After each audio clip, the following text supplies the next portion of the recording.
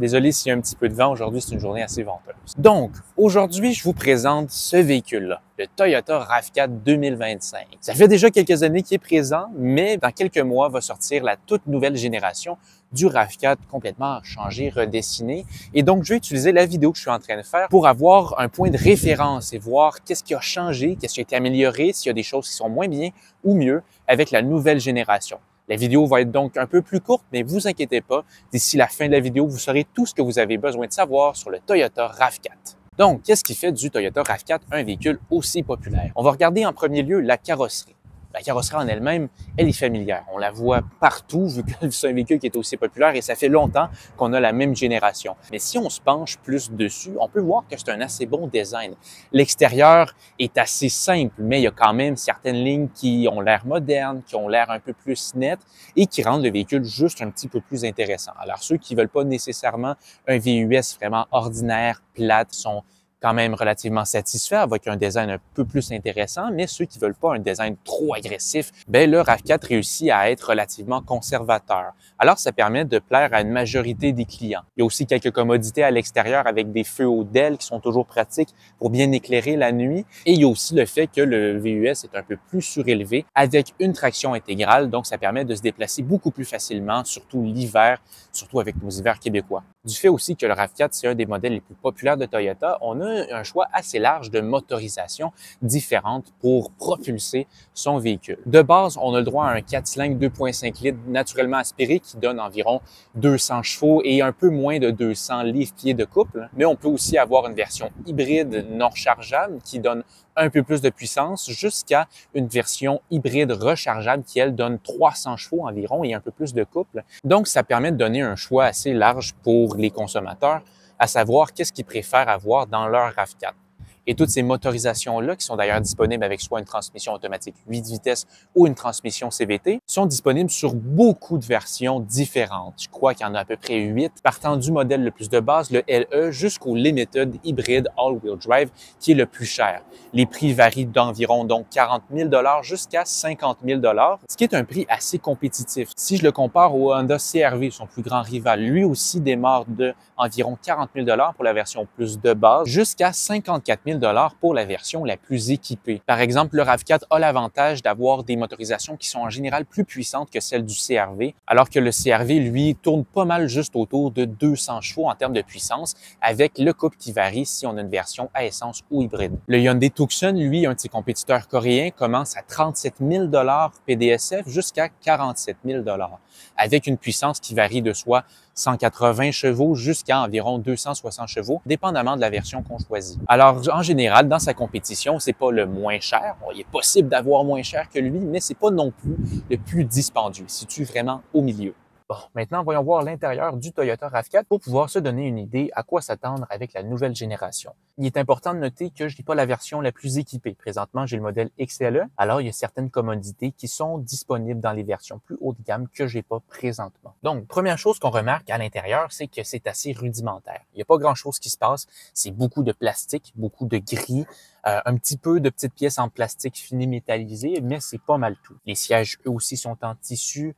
Tous les boutons sont en plastique, il y a très peu d'autres textures, mais heureusement, c'est un véhicule qui est assez fonctionnel. En premier lieu, il y a beaucoup d'espace de rangement. C'est un véhicule qui est assez pratique. J'ai de l'espace ici, j'ai 2 très gros porte-gobelets.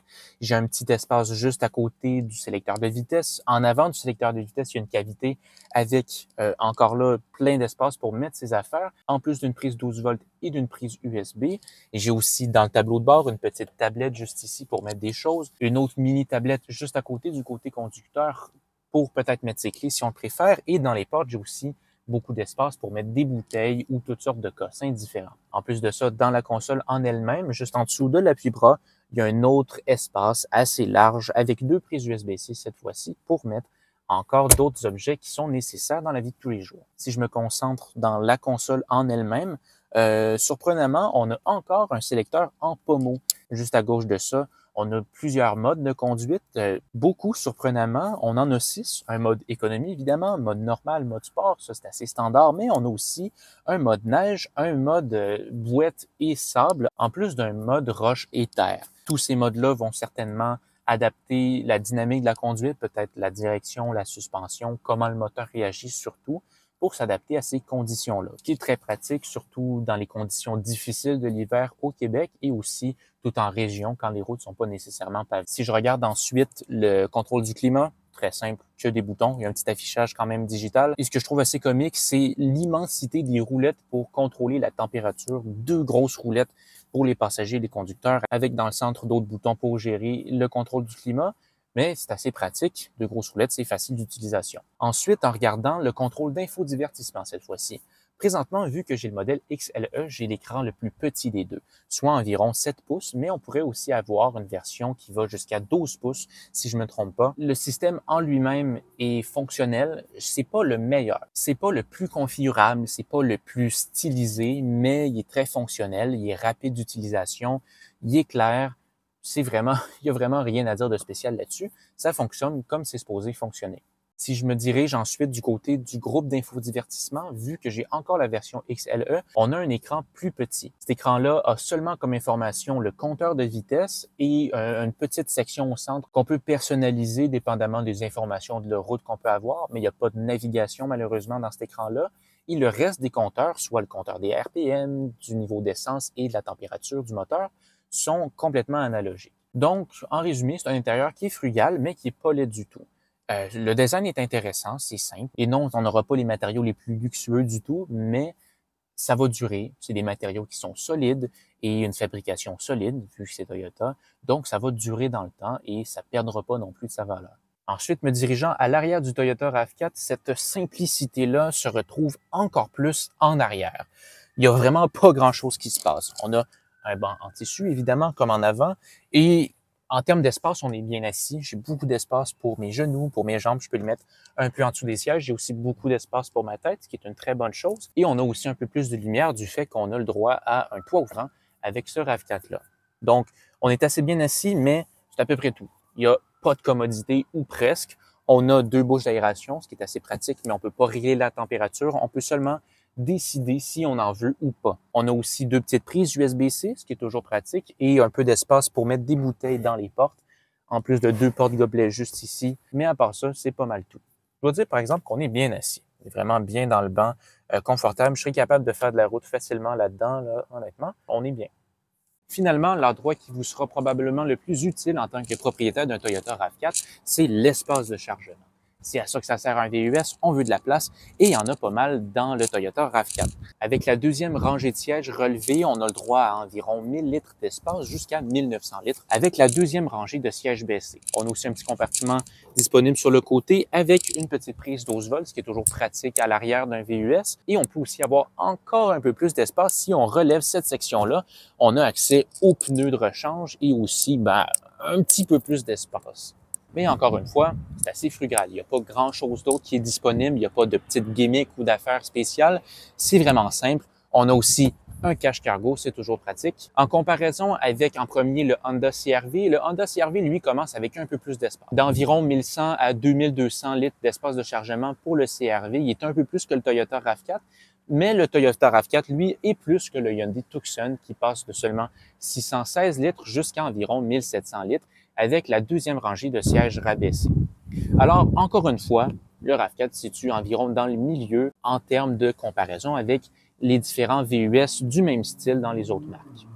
Donc, c'est maintenant le temps de faire une prise 2 du test routier du Toyota RAV4 parce que je me suis rendu compte que ça fait 20 minutes que je parle et le micro ne fonctionnait pas et la caméra avait arrêté d'enregistrer.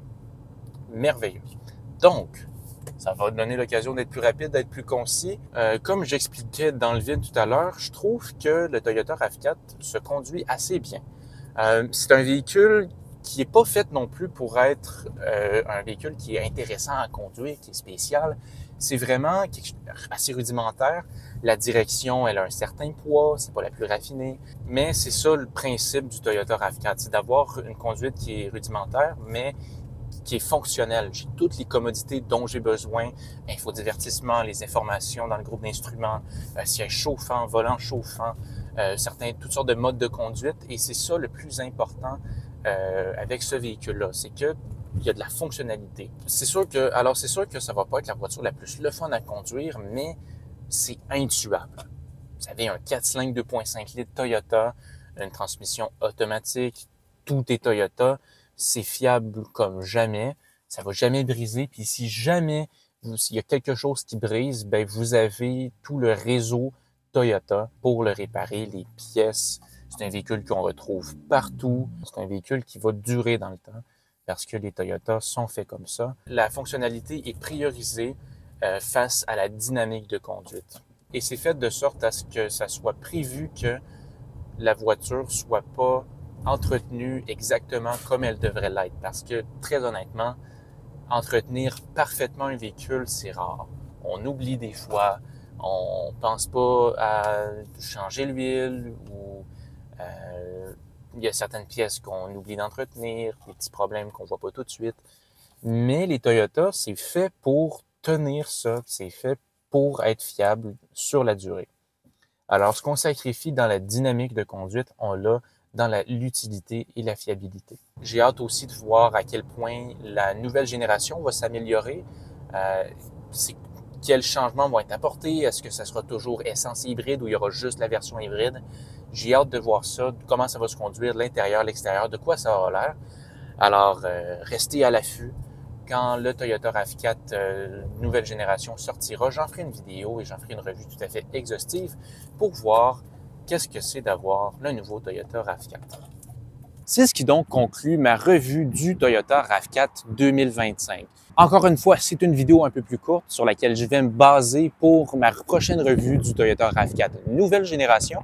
Et donc, en résumé, je dois dire que c'est une expérience assez intéressante. C'est un véhicule qui est vraiment simple, qui est frugal, qui est pas là pour niaiser, qui met le utilitaire dans le véhicule utilitaire sport, qui est pas particulièrement plaisant à conduire, mais qui est facile à conduire, qui a les commodités dont on a besoin et qui a aussi la praticalité dont on a besoin.